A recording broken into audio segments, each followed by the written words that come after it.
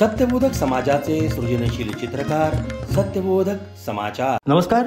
सत्यबोधक समाचारच्या या भागात आपणा सर्वांचे पुन्हा एकदा हार्दिक स्वागत. जीवनसम्राट विद्वतरत्न परमपूजनीय डॉक्टर रामचंद्र महाराज पारनेरकर यांनी प्रारंभ केलेली ज्ञानेश्वरी निरूपणाची परंपरा पूर्णवाद सम्राट विद्यासागर परमपूजनीय डॉक्टर विष्णू महाराज पारनेरकर यांनी अखंडपणे पुढे नेलेली आहे.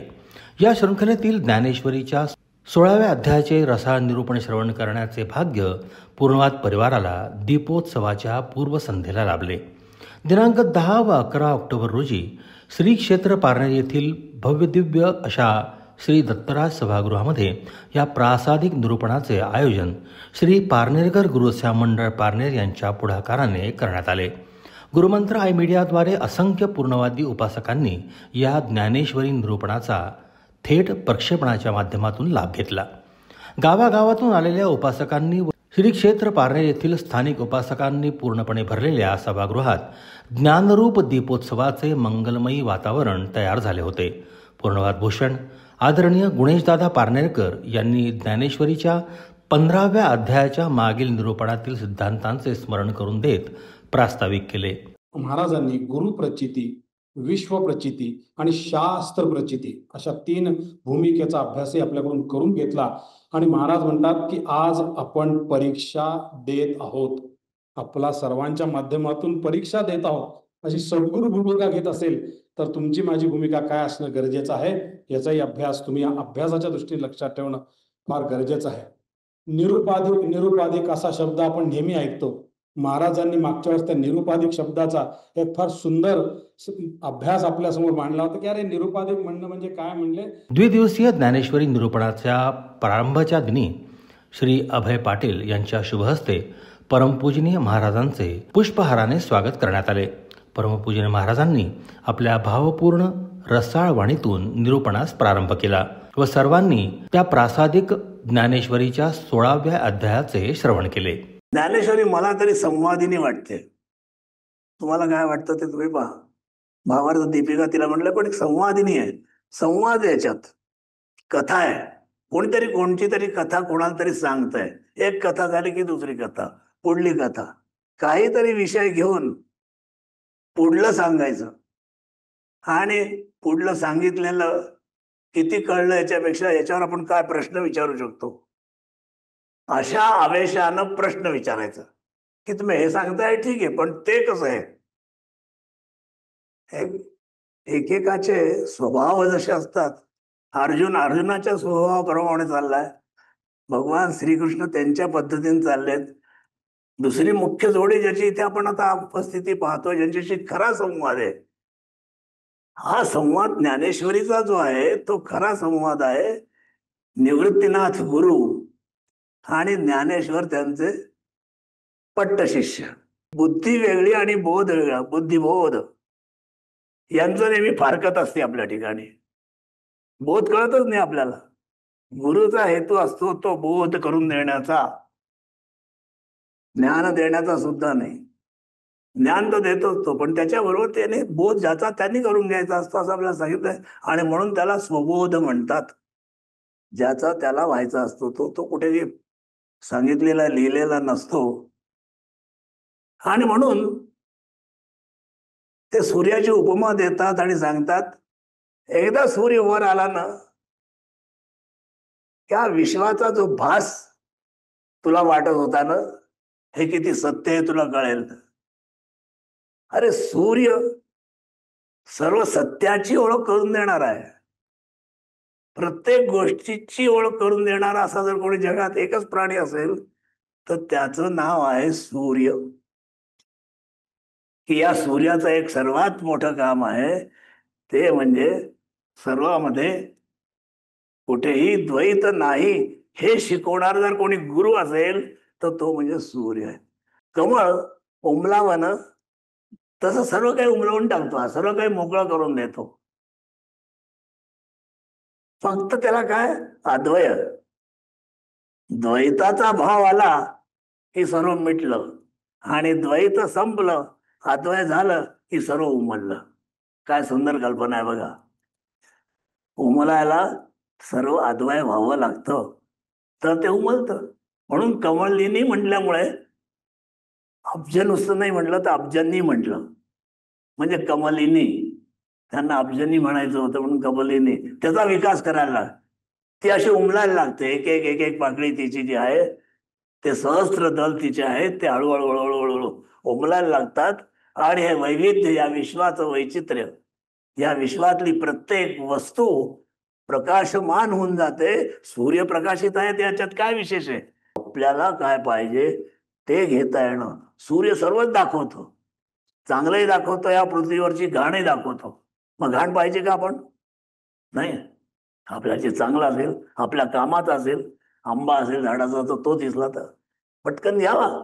जे नको असेल ते फळ नाही घेऊ.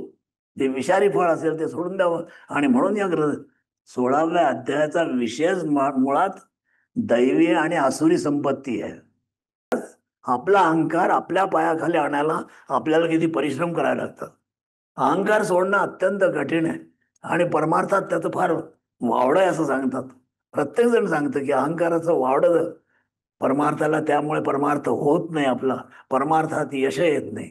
परमार्थात आपल्याला दुसऱ्याबद्दलचं प्रेम वाटत नाही, दुसऱ्यासाठी काही करावं असं वाटत नाही. याचं एकमेव एक कारण जर काही असेल तर तो आपला स्वतःबद्दलचा अहंकार. या द्विदिवसीय ज्ञानेश्वरी निरूपणाच्या द्वितीय दिनी दुर्गामाता मित्रमंडळ श्री क्षेत्र पारनेर व पारनेर ग्रामस्थांच्या वतीने देण्यात येणारा यावर्षीचा पारनेर ग्रामभूषण पुरस्कार पूर्णवाद सम्राट शतक्रतू ऋग्वेद भूषण विद्यासागर परमपूजनीय डॉक्टर विष्णू महाराज पारनेरकर यांना सन्मानपूर्वक प्रदान करण्यात आला. श्री क्षेत्र पारनेरला वैश्विक स्तरावर सन्मानाचे स्थान मिळवून देण्याकरिता महाराजांनी केलेल्या परिश्रमाची कृतज्ञता व्यक्त करण्याच्या उद्देशाने दुर्गामाता मित्रमंडळाचे सदस्य व पारनेर शहरातील प्रतिष्ठित नागरिकांनी हा पुरस्कार परमपूजनीय महाराजांना देऊन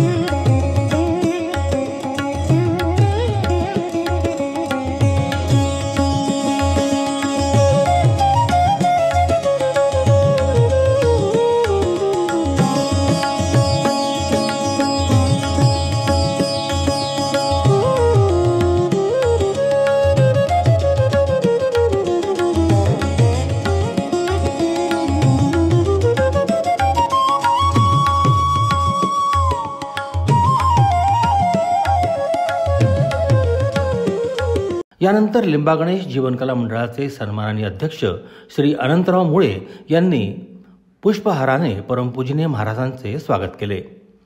सर्वांनी परमपूजनीय महाराजांच्या प्रासादिक वाणीतून संपन्न झालेल्या ज्ञानेश्वरीच्या 16व्या अध्यायाच्या द्वितीय दिनाचे श्रवण केले. खरं म्हणजे परिहार देणं आवश्यक आहे. आज ग्रामस्थांनी माझा सत्कार केला आणि तुमच्या समोर केलं. याचा अर्थ असा आहे की हा सत्कार माझा नसून तुम्हा सर्वांचा आहे. अन्यथा ते कधी येऊन माझा सत्कार करू शकले असते. आमचे ग्रामस्थ मंडळी नेहमी भेटणार आहेत, पण तुमच्या उपस्थितीतच का करावा? याचं कारण असं आहे, तुमच्या वतीनं प्रतिनिधी म्हणून त्यांनी माझा हा सत्कार केलेला आहे. खरं म्हणजे आपल्या सर्व शिष्यमंडळांचा, शिष्यांचा, आपल्या वैचारिक भूमिकेशी एकरूप असणाऱ्या सर्वांचा, ईश्वरनिष्ठांचा, वेदनिष्ठांचा हा सत्कार आहे. आमचं गाव फार मोठं गाव आहे, सेनापतींचं गाव आहे असं आपण म्हणतो. मग हे सेनापती पद आम्हाला सांभाळायचं आहे, देशासाठी सांभाळायचं आहे. देशात सेनापती पारनेरचा असला पाहिजे. आपण अशी इच्छा तरी करू शकतो की थोडे किती काळी की एक सेनापती पारनेरचा आणि तो या देशाचा सेनापती आहे. पारनेरचा आहे पण देशाचा सेनापती आहे. अशी इच्छा व्यक्त करण्यासाठी ही मंडळी इथे त्रास घ्यायला आली होती. असा जो तुझा प्रश्न आहे की हे दिलेलं ज्ञान सांभाळायचं कसं, त्याला सांभाळण्यासाठी मी तुला सांगतो बाबा रे, एक शब्द आहे आणि त्याचं नाव आहे गुण. पण गुण काही एक नाही आहे, 26 गुण आहे. मग आता आपण त्याची सुरुवात जर कुठून करायची म्हणली तर त्या 26ची गणती आपण याच्यात करू शकतो. याच्यात 3 पहिल्या श्लोकामध्ये 26च्या 26 गुण सांगितलेत, त्याला दैवी गुण म्हटलेले. आणि 19 गुण सांगितलेत त्याला आसुरी गुण म्हटलेलं. त्यालाही गुणच म्हटलं, संपत्तीच म्हटलंय. ती संपत्तीच आहे कारण ती जगात आहे आणि एका दुसऱ्याला मदत करणारी असल्यामुळे ती वाढते. असा एकदा आपण शास्त्रता सिद्धांत मानल्यानंतर मग चांगले गुण एकत्र आले तर ते जसे वाढतात तसे वाईट गुण एकत्र आलेत तेही वाढतात. अक्षर, क्षर आणि उत्तम असं जे काही ज्ञान सांगितलं तुला, हे सर्व सम्यक ज्ञान आहे. याचा जर तू विचार ठेवलास तर तुला घाबरायचं काहीही कारण राहणार नाही. तू घाबरू नये म्हणून तर मी तुला सांगितलं की क्षर असेल तर ते संपून जाईल, पुन्हा उगवेल, पुन्हा त्याची वृद्धी होईल. जे ज्ञानाचीही वृद्धी करते आणि गुणाचीही वृद्धी एकसमयाच्छेदी करू शकते त्याला शास्त्र असं म्हणतात. आपल्या महाराजांनी हे बरोबर ओळखलं आणि म्हणून म्हणलं, काय म्हणलं महाराज, अर्वाचीन शास्त्रे पाहिली शोधनी अपुरी जाणोनी बोलत आहे. अपुरी मग काय अपुरी आहेत? अहो नाही, त्याने ज्ञानाची तर वृद्धी होते पण गुण वाढत नाही. हो, मार्क पडत नाहीत. म्हणून ज्ञानाबरोबर गुण लागतात. हे जर तू समजलास तर त्याला शास्त्र म्हटलं. जर गुण आहे तितकेच 90 गुण आणि 90 ज्ञानाचे बरोबर विषय गुरु सहवासात राहिलं तर आपल्याला नुसतं ज्ञान मिळत नाही. गुरु नुसतं ज्ञान देत नाही, अज्ञान घालवत नाही नुसतं, तर आपल्या गुणोपासना सर्वात श्रेष्ठ जी आहे ज्ञानोपासनेबरोबर गुणोपासना ही अत्यंत महत्वाची आहे. आणि हे महत्वाचं सांगण्यासाठी या साऱ्या गुणांची चर्चा बाबारे मी करत आहे. आणि एक गुण नाहीये तर 26 गुण आहे आणि त्याच्यात पहिला नंबर लावला मी तो अभयाचा लावला. हे सर्व गुण मिळवायचे मग आपण गुणी झालो आणि लोक तो दुर्गुण्या. अरे असू दे ना, त्यांचं भय कशात ठेवतो तू? दुर्गुणी लोकांचं भय एवढ्यासाठी ठेवतो की तुझ्याजवळ मुळात गुण कमी आहे. ज्याच्याजवळ भरपूर गुण आहेत त्याला दुर्गुणी माणसाची अजिबात भीती वाटत नाही. पूर्णवाद महोत्सव समितीचे अध्यक्ष पूर्णाचार्य गुलजारसिंह राजपूत यांच्या शुभहस्ते संपूर्ण परिवाराच्या वतीने महाराजांच्या चरणी कृतज्ञताभाव अर्पित करण्यात आला.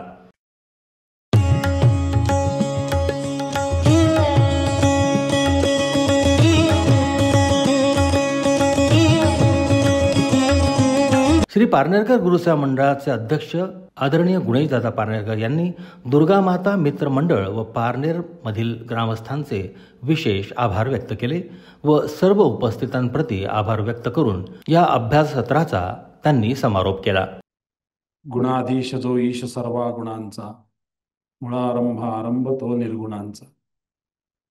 आज जे गुणवर्णन, ज्ञान आणि गुणाचा जो अभ्यास, ज्ञानाबरोबर गुणाची कशी आवश्यकता आहे आणि आपण सर्वजण ज्ञानवान होण्याबरोबर गुणवान व्हा असा आशीर्वाद महाराजांनी जो आपल्याला दिलाय आणि ती गुणवान होणं हे खरी आमची संपत्ती आहे. ती संपत्ती मिळवण्याचा आपण सर्वांनी आटोकाट प्रयत्न केला पाहिजे असा आशीर्वाद आजच्या या शुभदिनी आपल्याला महाराजांनी दिलेला आहे. परमपूज्य महाराजांच्या प्रासादिक वाणीने संपन्न झालेल्या या ज्ञानेश्वरीच्या निरूपणाने चैतन्यमय झालेल्या वातावरणात उपस्थितांनी अत्यंत समाधान व्यक्त केले व आनंदात दिवाळी करता आपल्या इष्टस्थळी निघाले. आजच्या सत्यबोधक समाचारच्या भागात आपण इथेच थांबूया. पुन्हा भेटूया लवकरच नव्या घडामोडींसह. तोपर्यंत धन्यवाद. सर्वांना दीपोत्सवाच्या हार्दिक हार्दिक शुभेच्छा.